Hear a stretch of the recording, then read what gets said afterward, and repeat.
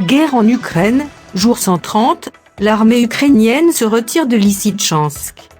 Il est impossible de dire que Lysychansk est sous contrôle russe, a affirmé dimanche le président ukrainien Volodymyr Zelensky, assurant que les combats continuaient dans la périphérie de cette ville, dont la prise a été revendiquée plus tôt par Moscou.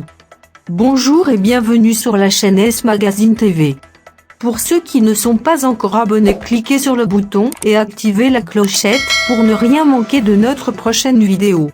La Russie a affirmé dimanche avoir conquis Lysychansk et contrôlé toute la région de Louhansk, une avancée potentiellement clé dans la bataille du Donbass, tandis que des frappes ont fait 6 morts à Sloviansk, une autre ville de l'est de l'Ukraine.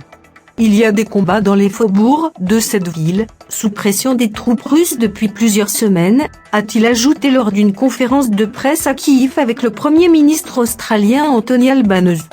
La prise de Lysychansk, si elle venait à être confirmée par Kiev, permettrait à Moscou de progresser dans son plan de conquête de l'intégralité du Donbass, région industrielle de l'est de l'Ukraine largement russophone et en partie contrôlée par les séparatistes pro-russes depuis 2014, et d'avancer vers les villes de Sloviansk et Kramatorsk, plus à l'ouest. Il y a des risques que la région de Louhansk soit complètement occupée.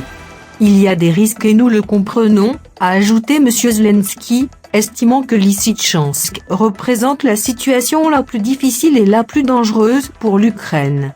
Nous n'avons pas l'avantage là-bas, c'est vrai.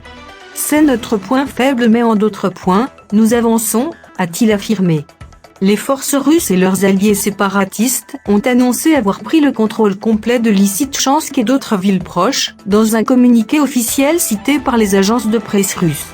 Selon ce communiqué, le ministre de la Défense russe Sergueï Koïgou a informé le président Vladimir Poutine de la libération de la République populaire de Louhansk, l'une des deux entités séparatistes, avec celle de Donetsk, combattant depuis 2014 pour faire sécession de l'Ukraine. L'AFP n'était pas en mesure dimanche de vérifier ces informations sur le terrain. Des frappes russes ont touché plusieurs quartiers de Sloviansk, selon le maire de cette ville d'environ 100 000 habitants avant la guerre, Vadim Liak, qui a fait état dimanche de 6 morts et 15 blessés. Des tirs au lance-roquettes multiples sur Sloviansk, les plus importants depuis longtemps. Il y a 15 incendies, a encore déclaré Vadim Liak dans une vidéo publiée sur Facebook.